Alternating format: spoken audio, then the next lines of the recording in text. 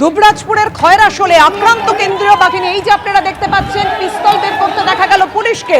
দুবরাজপুরে কেন্দ্রীয় বাহিনীর ওপর যখন ইট বৃষ্টি হয়, একেবারে সেই মুহূর্তের ছবি রেখেছি আপনাদের সামনে।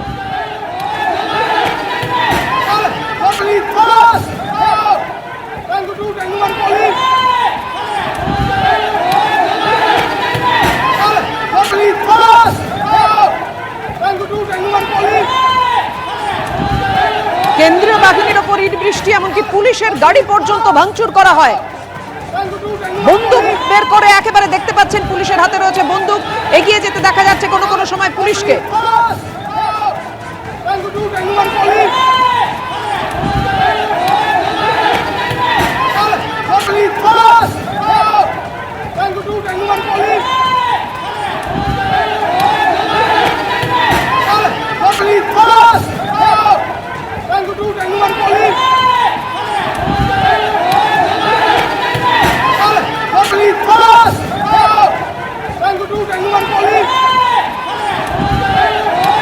সিআরপিএফ এর ওপর ইট বৃষ্টির ঘটনা, বন্দুক হাতে দেখা যাচ্ছে পুলিশকে। 6 জন আহত হওয়ার খবর পাওয়া যাচ্ছে, পুলিশের গাড়ি পর্যন্ত ভাঙচুর করা হয়।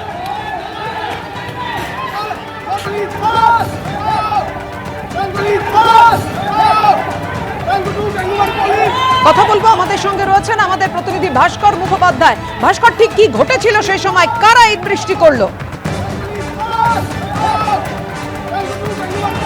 দেখো, এই মুহূর্তে আমি রয়েছি বুধপুর গ্রামে। ঠিক আমার পিছনে আমি দেখতে পাচ্ছি বিরাট পুলিশ বাহিনী মোতায়েন করা আছে। একদিকে সেন্ট্রাল ফোর্স, অন্যদিকে পুলিশ। কিছুক্ষণ আগেই বীরভূম জেলার এসপি সূর্যপ্রসাদ যাদব এবং ডিআইজি বর্ধমান রেঞ্জ তারা এসেছিলেন ঘটনাস্থলে, সরজমিনে দেখেন। এবং এই যে বুধপুর গ্রাম, সেখানে যখন ভোট গ্রহণ চলছিল, এই গ্রামবাসীদের অর্থাৎ ভোটারদেরই একটা অংশ অভিযোগ করে যে তারা নির্দিষ্ট একটি দলকে ভোট দিচ্ছেন, কিন্তু সে ভোট পড়ছে অন্য দলে গিয়ে। এই অভিযোগের সূত্রপাত, এই অভিযোগ থেকেই পরবর্তী ক্ষেত্রে পরিস্থিতি উত্তপ্ত হয়ে ওঠে। এবং যখন কেন্দ্রীয় বাহিনী এবং পুলিশ এই পরিস্থিতি নিয়ন্ত্রণে আনার চেষ্টা করছিলেন, ঠিক সেই সময় পরিস্থিতি কিভাবে এতটা উত্তপ্ত হয়ে উঠলো যে কারণে পুলিশকে সার্ভিস রিভলভার পর্যন্ত বের করতে হলো?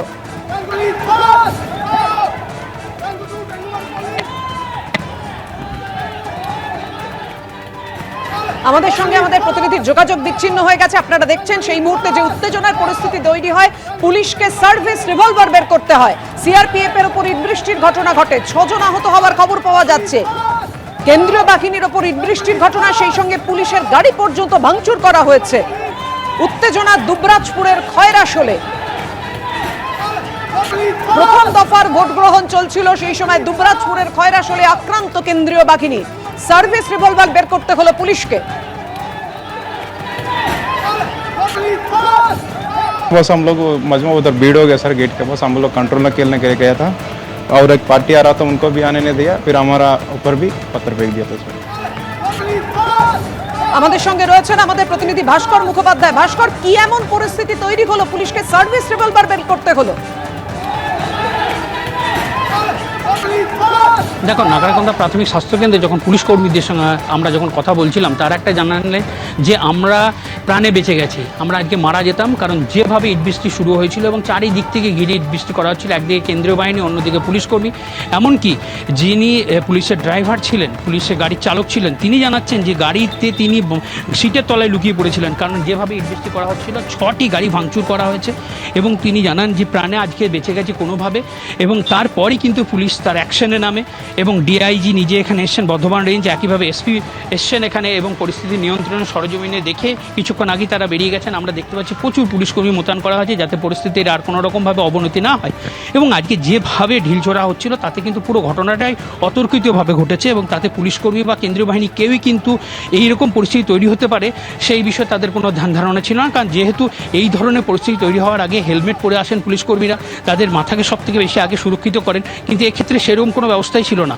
হঠাৎ করে এই ইট বৃষ্টি শুরু হয়, তার ফলে সবাই যে যেমনভাবে পেরেছেন বাঁচার চেষ্টা করেছেন। এবং বেশিরভাগই আমরা দেখলাম কেন্দ্রীয় বাহিনী তাদের চোয়ালে লেগেছে, কারোর মাথায় লেগেছে, পুলিশকর্মীদের মাথায় লেগেছে, হাতে লেগেছে এবং প্রতিটি জায়গাতে ক্ষতচিহ্ন রয়েছে। এবং একজন কেন্দ্রীয় বাহিনী যথেষ্ট আহত হয়েছেন, তাকে সিউড়ি সদর হাসপাতালে পাঠানো হচ্ছে। কারণ আমরা যখন তার সঙ্গে কথা বলার চেষ্টা করছেন, তিনি জানাচ্ছেন যে তার প্রচণ্ড ব্যথা শরীরে, কারণ বিভিন্ন জায়গাতে ইট লেগেছে তার শরীরে।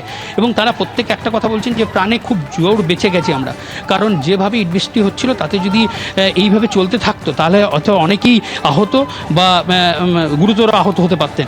এবং এই মুহূর্তে গ্রামে পরিস্থিতি নিয়ন্ত্রণে রয়েছে, প্রচুর এই পুলিশ যে কর্মী তুমি মোতায়েন করা বলছো যে পুলিশ বলছে জোর বাঁচা বেঁচে গেলাম, এই যে যারা ইট বৃষ্টি করেছিল তারা কারা?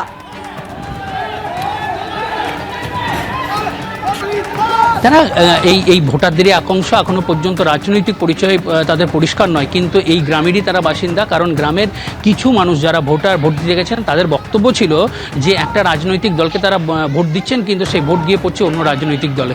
ইভিএম মেশিন খারাপ আছে, মেশিনে বন্ধ করতে হবে, এই দাবি নিয়েই কিন্তু প্রায় 1.5 ঘন্টা ধরে কিন্তু এই ঝামেলা চলছিল।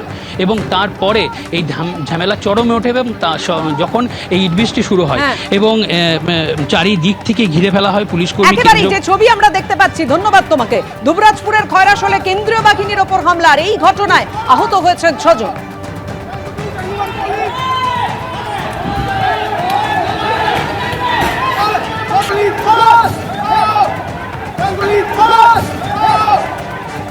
আমরা আপাতত এসকর্ট করে নিয়ে এসেছি বুধপুর জায়গা থেকে, টোটাল সিআরপিএফ 3 জনকে আর ইনি সিভিক পুলিশ আছেন এনাদেরকে টোটাল 4 জনকে। ইনাদের নর্মালি ড্রেসিং করে দিলাম, ফার্স্ট এড করে দিলাম, এবং তার সাথে সাথে হচ্ছে ইনাদের এই যে লোকালাইজ যে সোয়েলিংটা আছে সেই সোয়েলিংটাকে একটু রুল আউট করে দেখে নিতে হবে কি কোনো রকম ইন্টারনাল ইনজুরি আছে কিনা।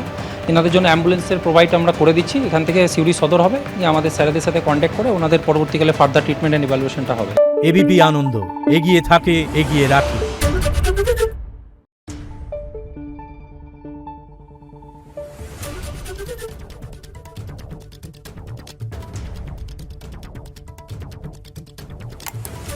Thank you.